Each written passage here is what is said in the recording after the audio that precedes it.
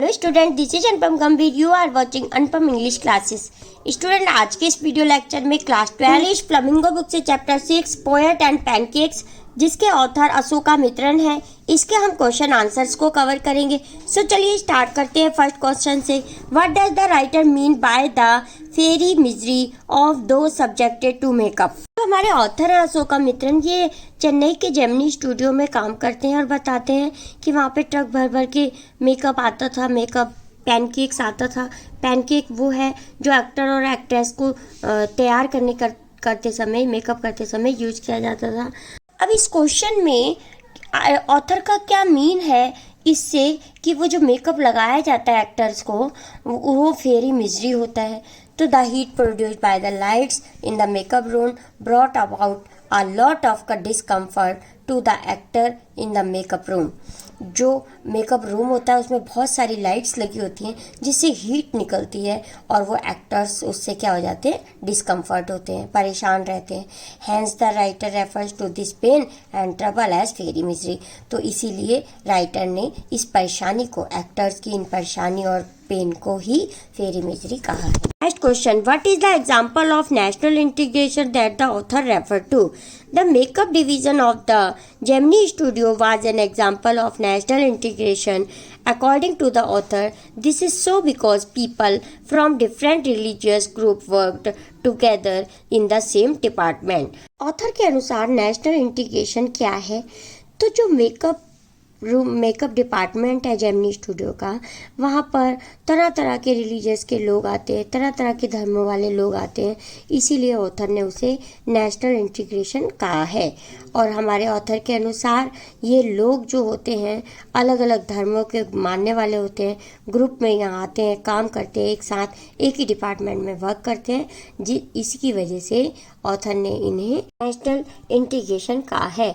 The department was headed by a Bengali who was succeeded by a Maharashtrian. अब ये जो यहाँ पे हेड है इस डिपार्टमेंट का, मेकअप डिपार्टमेंट का जो हेड है वो बंगाल से है और जो ये चला रहा है इसको, जेमिनी स्टूडियो के मेकअप डिपार्टमेंट को, वो एक महाराष्ट्रियन है।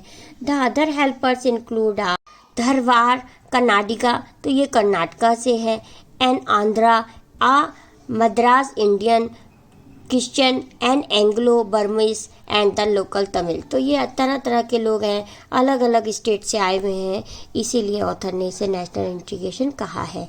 Now next question, what work did the office boy do in the Gemini studio.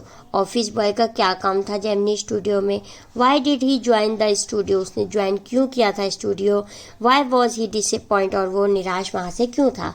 The office boy had a duty of slapping makeup on the faces of players at the time of crowd shooting.